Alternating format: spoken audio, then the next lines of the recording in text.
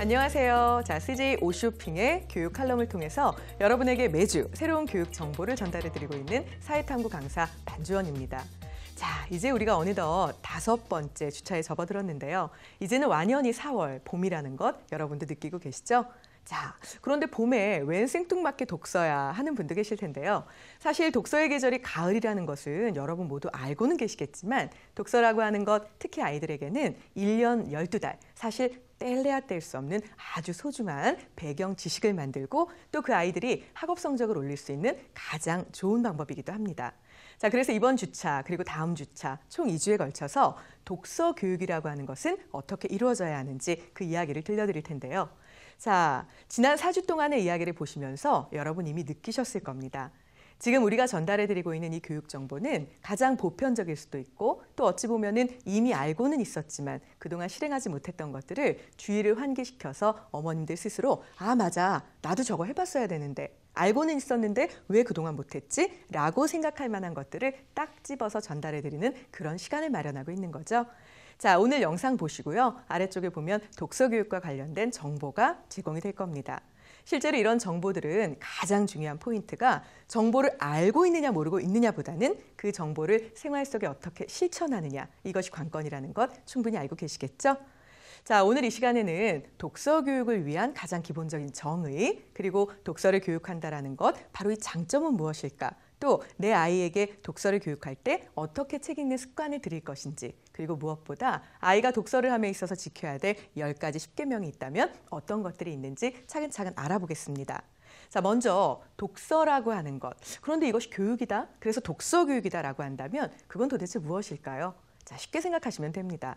독서를 통해서 말 그대로 교육의 효과를 배가시키는 모든 활동을 우리는 독서 교육이라고 부르게 되겠죠. 그 과정 속에서 책을 통해서 인성을 키우고 또 무엇보다 사실상 학습적인 면, 지적인 능력도 배양을 할 수가 있고요. 그리고 또 이 속에서 우리는 창의성이라고 하는 것도 키워나갈 수가 있습니다. 아울러서 독서에 대한 흥미를 유발시키시면 아주 실질적으로 독서 포트폴리오를 만든다든지 아니면 후에 아이가 입학사정관제에서 어떠한 책을 읽고 어떠한 부분이 내 인생의 전환점이 되었다라는 식의 답변도 할 수 있기 때문에 사실상 독서는 인생을 풍요롭게 할 뿐만 아니라 직접적으로 아이가 상급 교육기관으로 진학하는 데에도 매우 큰 도움이 됩니다. 그렇다면 독서의 장점, 넓은 세계를 바라보는 눈을 키워주고요. 또 그것보다는 사실 독립심을 키우는 면에도 은근히 영향을 주죠. 그리고 무엇보다 상상력을 키워줄 수 있고요. 더 나아가서 어휘력을 발달시켜서 책을 읽은 아이와 그렇지 않은 아이는 대단히 많은 어휘상의 구사 능력 차이를 보이게 됩니다. 아동이 얼마나 고급스럽고 교양 있는, 그리고 사실은 많은 형태의 단어를 사용해서 언어 생활을 하느냐, 이것은 직접적으로 국어랑만 관련이 있는 것이 아니고요. 그 아이의 창의력, 논리력, 더 나아가서는 대인관계에까지도 영향을 준다는 것 기억을 하셔야겠습니다. 그리고 여기에다가 한 가지 더 보태자면요. 독서를 통해서 다양한 경험, 간접, 직접으로 많이 하게 된 아이들은 다른 사람을 이해하는 능력까지 탁월해진다고 하니까 실제 독서 교육 얼마나 중요한 것인지 충분히 아시겠죠? 그렇다면 독서 교육의 시작, 바로 책을 읽는 습관을 들이는 것부터일 텐데요. 아이들이 책을 보면 너무 다행스럽게도 와, 책이다 라고 하는 아이도 있을 것이고 또 책이야? 정말 싫어 라는 아이도 있을 겁니다. 이런 경우 너는 왜 그러니? 라고 탓하기보다는 아이의 주변에 독서를 위한 환경을 제공해 주시는 것이 반드시 필요한데요. 그중에 첫 번째로 주의하시고 또 실행하셔야 될 것, 바로 책은 손이 닿는 곳 어디에서나 볼 수 있게 놓아두셔야 한다는 점입니다. 화장실에서도 물론 변비에 걸릴 거야 라는 위험 있을 수도 있습니다. 하지만 화장실에 앉아서 읽는 책은 유독 머리에 잘 들어가서 쏙쏙 기억이 됐던 경험 있으시죠? 바르고 화장실과 같이 책이 손에 닿는 곳, 그곳이 식탁 옆이던 아니면 소파 옆이던 TV 옆이던 그리고 아이의 공부방이던 어디에라도 책이 손에 닿도록 해주세요. 그리고 아이가 좋아하는 책부터 읽도록 해주세요. 부모님의 감성으로 권유하는 것이 아니라 아이가 흥미를 보이는 주제, 흥미를 보이는 책에서부터 차근차근 접근한다면 점점 더 글밥이 많고 좀 더 난이도가 높은 책으로 수월하게 옮겨가실 수 있습니다. 그리고 책을 읽는 시간을 정해보는 것도 아주 좋은데요.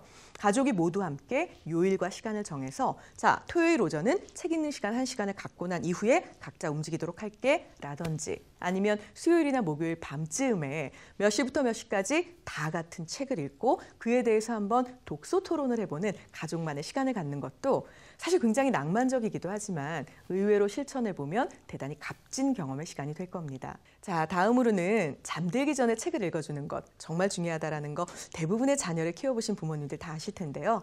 이때 특히 주의하셔야 할 것이 있습니다. 잠들기 전에 읽어주는 책은 아이의 상상력을 자극하는 힘이 더욱 크기 때문에 가능하시다면 스토리가 있는 책 위주로 읽어주시고요. 그리고 무엇보다 아버지의 톤이 다운되어 있는 저음의 목소리는 아이들이 가지고 있는 두뇌적 능력과 함께 잠을 자면서도 학습적인 역량이 지속되게끔 하는 능력도 또한 탁월하다고 합니다. 그래서 가능하시다면 아버님들의 도움을 받아서 어머님과 아버님이 번갈아 한 권씩 책을 읽어주는 시도를 해보시는 것도 굉장히 의미 있는 일일 겁니다. 또 무엇보다 함께 책을 읽고 난 이후에 이야기를 해보는 것도 굉장히 좋은데요.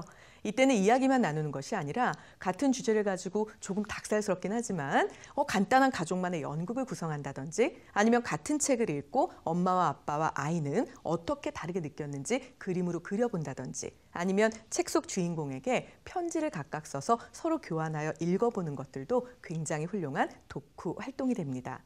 자, 이제 내 아이가 독서를 할 때 어떻게 지도하면 좋은지 그 10가지 계명에 대해서 여러분 이건 제가 말씀 안 드릴 거예요.